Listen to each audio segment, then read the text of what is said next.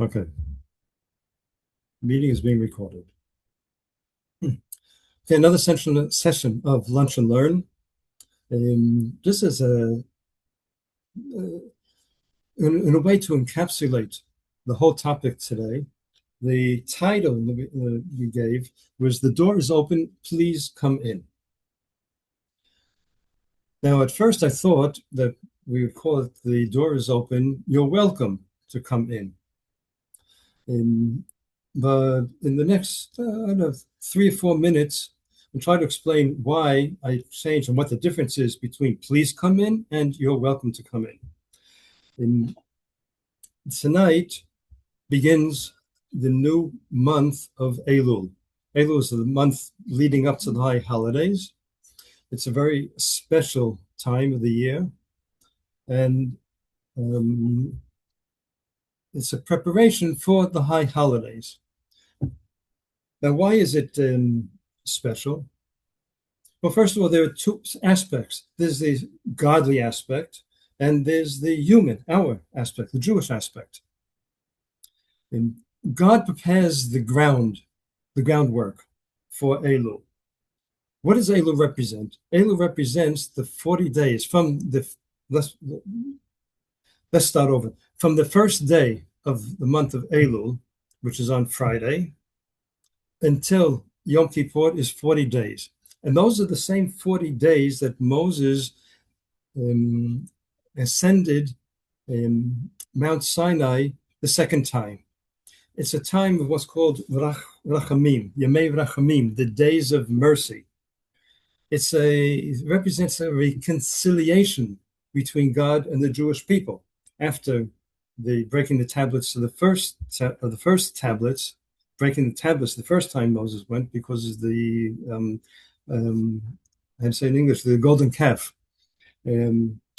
Another aspect, that's the godly aspect. Our aspect is that the second tablets are human, the result of human input. The first tablets were written and engraved by God. The second tablets by Moses. So this is the whole idea of these 40 days that begins with the beginning of Elul, which, as we say, Elul, we won't get into it. It's 2 days that actually begins tonight. But the first day of Rosh Chodesh, the new month, is actually the last day of Av, and the month actually begins on the counting of 40 days begins on Friday and culminates with Yom Kippur on the 40th day. So that's one aspect of Elul. Another aspect of Elul is, and this is also important to understand, the human aspect and the godly aspect, or let's say the Jewish aspect and the godly aspect. Elul is the abbreviation in Hebrew of Ani lo dodi v'dodi li, which means I am my beloved, and my beloved is mine. This is taken from a verse from the Song of Songs, where the Shulamite, the main character, is expressing her love and desire for her beloved. Now, interestingly, the same verse adds Ani lo dodi v'dodi li haro'eh b'shoshanim. I am my beloved is mine, who grazes among the roses. But that's chapter 6, and that's the famous verse. What's less known, gives less attention, is in chapter 2, a similar verse. Dodi li v'ani lo haro'eh b'shoshanim. My beloved is mine, and I am his, and ends in the same, who grazes among the roses. Now, what's the difference between the two? The first one is Ani l'dodi, I am my beloved. The initiator is Ani, me. And this is, of course, a euphemism of the relationship between us and God. It's initiated by the Ani l'dodi, by I am my beloved. It's initiated by us, the relationship with God, drawing close to the God, drawing the inspiration, and everything is dependent on us, or initiated, not dependent, but initiated by us, as opposed to the other verse, which is initiated by God, which is, my beloved is mine, and I am his. And this is why we say that because Elul is the idea of mercy, reconciliation, drawing close to God, that's the difference between the door is open, please come in. God is saying, please come in. The door is open all year long. Anytime that we want to get closer to God, no problem. He's always there. He's always willing. But during the course of the year, I had the idea of saying that the relationship is the door is open. You're welcome to come in anytime you want. Come in. But during Elul, during these 40 days, God is saying, please come in. Not you're welcome to come in, but please come in. Now, to understand this a little bit more, and won't go into depth. We'll make it short. There is, as anybody who is following what the rabbi has been saying, and Rabbi Ari is saying, and reading all the texts, knows that the idea of Elul is that the king is in the field. But what does this mean?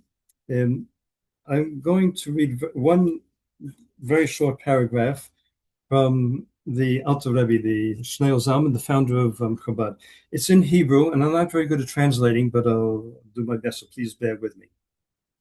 The king, before he comes to the city, the people of the city go out to meet him and to greet him.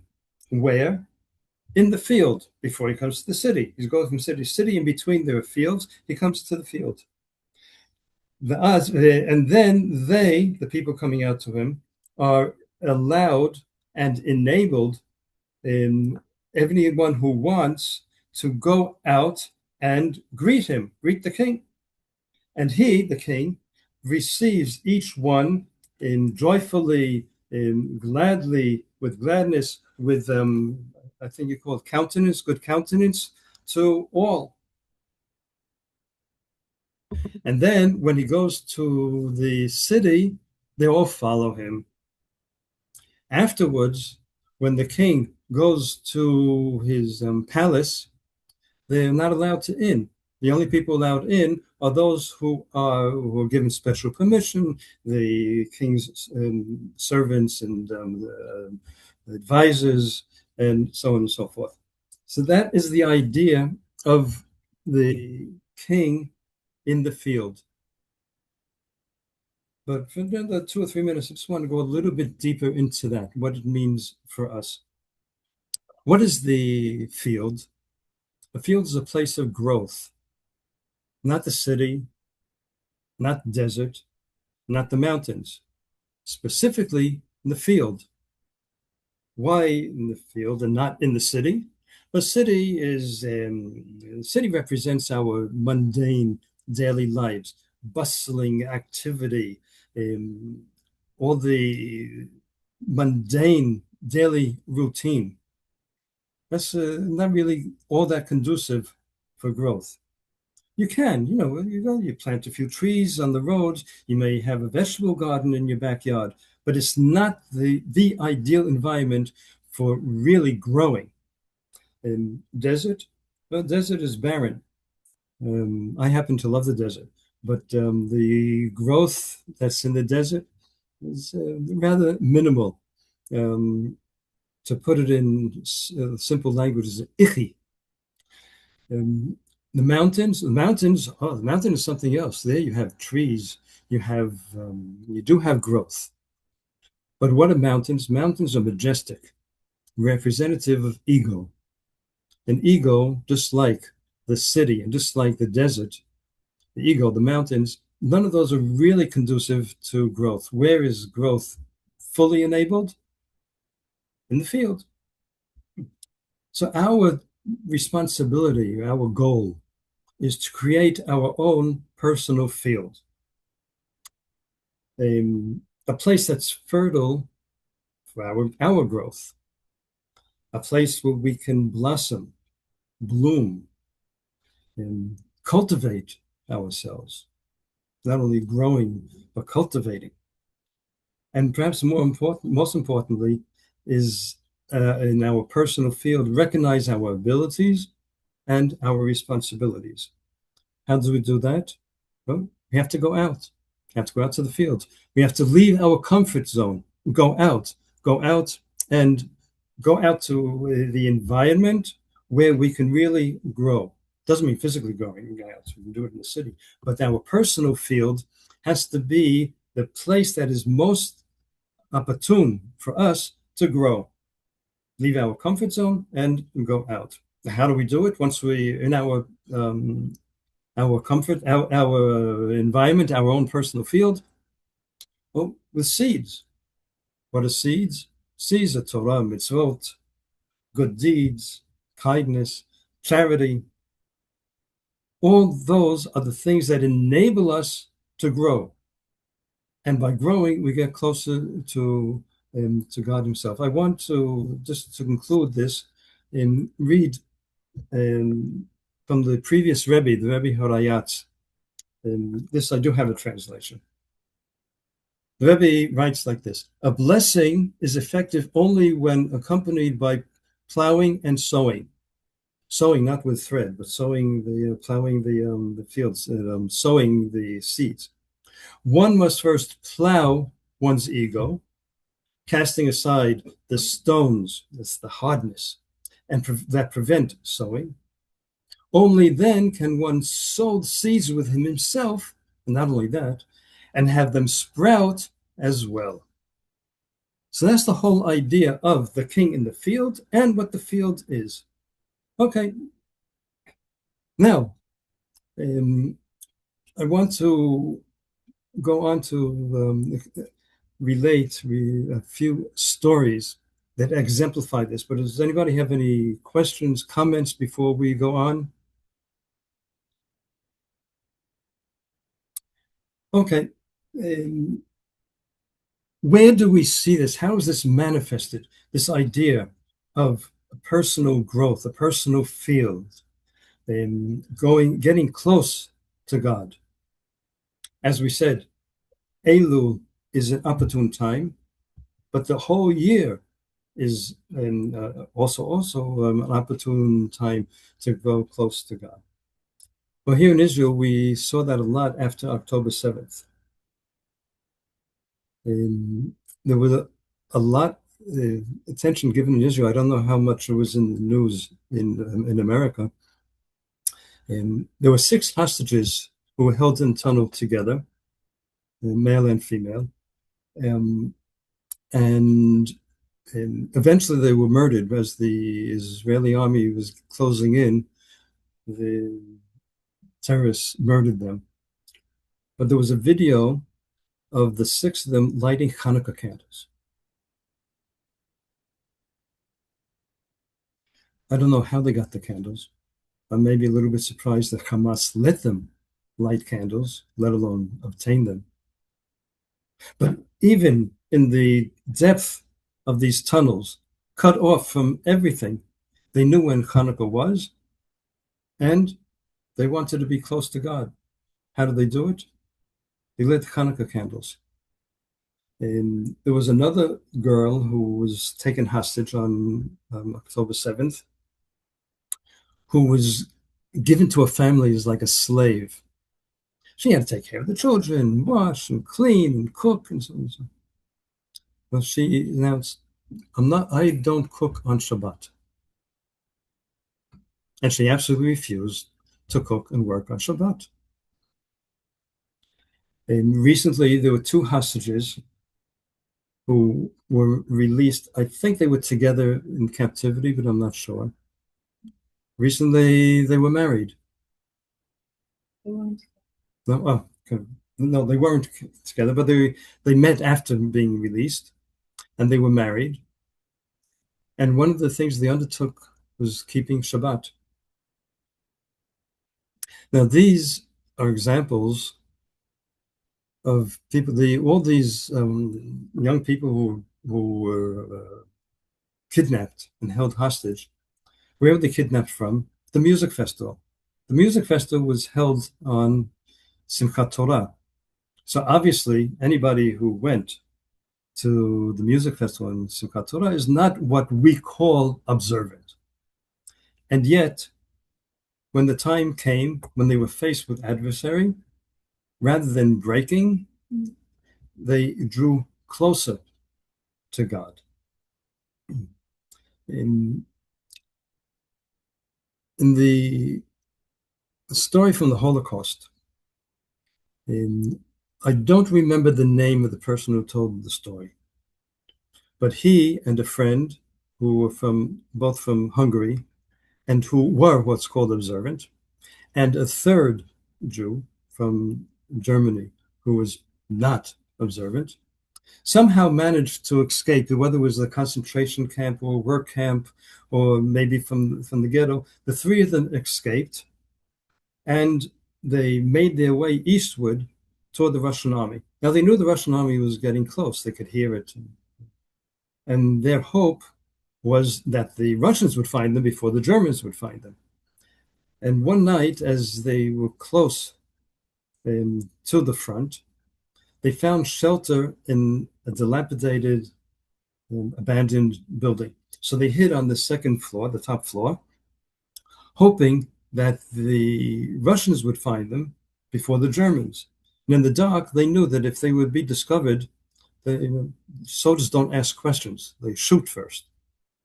And as the night progressed and they hear more noise outside and more footsteps and more soldiers, and they hear soldiers entering this building.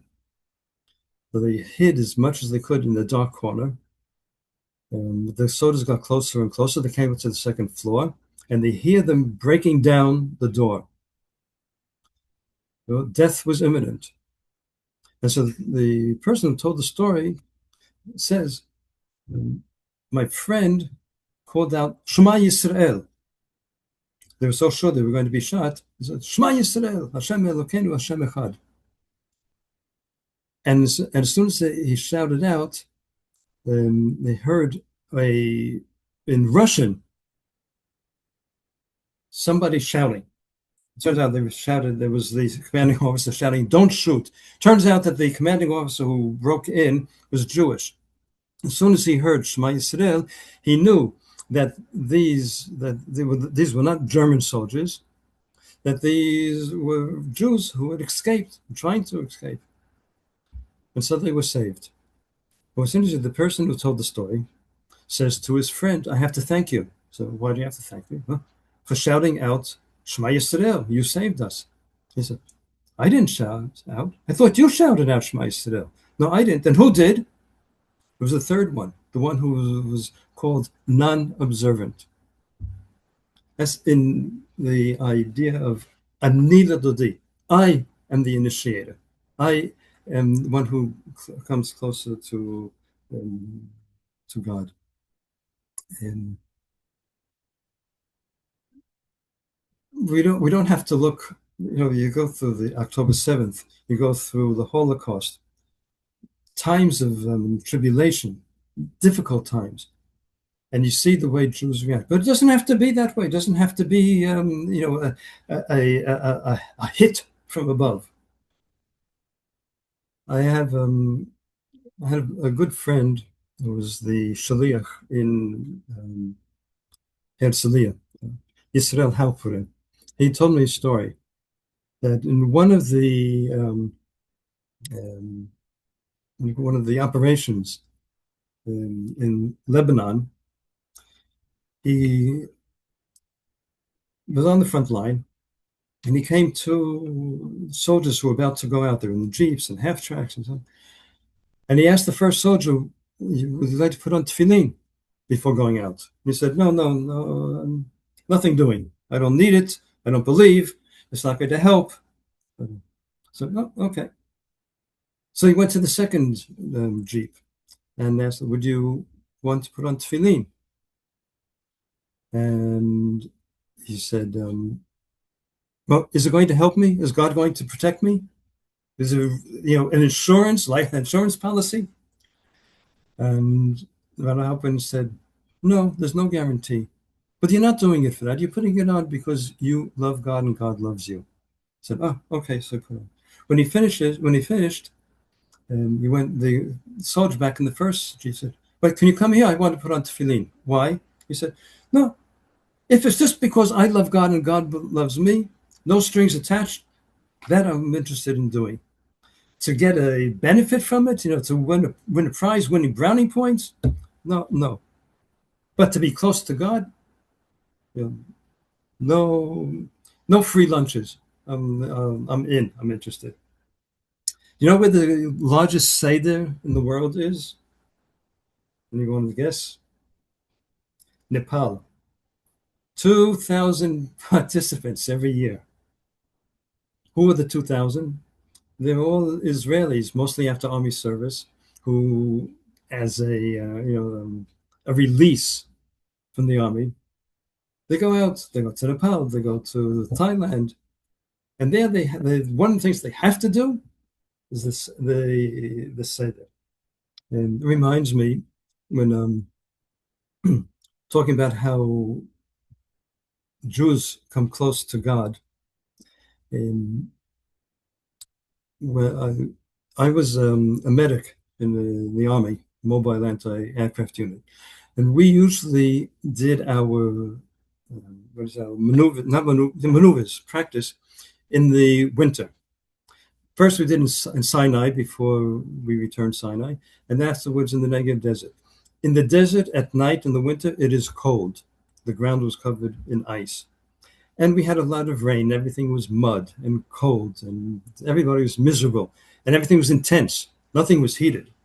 And I remember one Friday night when we had the tent for the entire group, about 400 soldiers, all massed in the tent that was used as the for eating. Not one single person ate anything before the rabbi of the unit came in and made kiddush. That's the kind of feeling that people have, or the Jews have, for being close to God. One last story. There was a girl in Australia who wanted to convert. Now, in Judaism, we don't look for converts. We don't encourage it. Anybody who really wants to certainly is welcome, but they have to really want. And this girl wanted, and the rabbis kind of put her off and tried to explain that it's very difficult and what you have to go through and something. And one day, the head rabbi there, Rabbi Gutnick, receives a letter from the Rabbi. Asks, "What's happening with the Jewish girl in Australia?" Well, this raised eyebrows. He called the girl. It turns out that her mother was Jewish. She didn't know it. And she was Jewish. But she had the idea, the feeling, the drive that she wanted to get close to God. This is all what Elul is about. The idea of getting close to God. The door is open. Please come in. And whether it's a soldier putting on tefillin, whether it's a Jewish girl not knowing that she's Jewish and wants to get close to God, whether it's the non-observant refugee, but the escapee in the Holocaust, crying out Shema Yisrael, whether it's the 6 hostages lighting candles. This is God saying, the door is open. Please, please come in. And so that's the 40 days that we begin. In Israel, we begin another 20 minutes.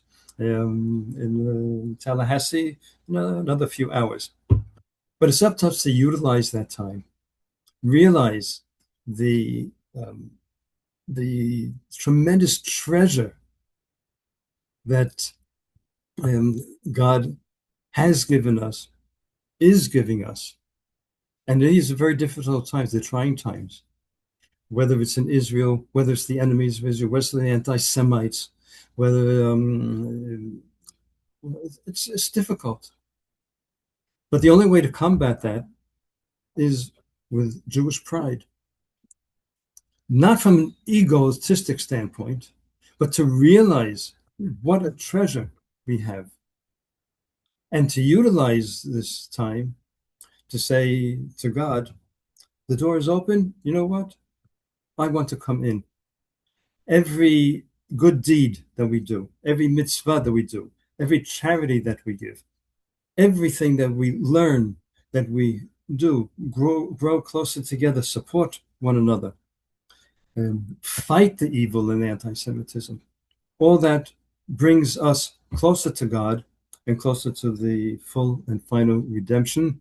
And may it be God's will that already this Rosh Hashanah will blow the shofar in the third temple with coming Mashiach. Amen. Ken Yeh Ratzon. If anybody wants to add any kind of question, comment, story, whatever.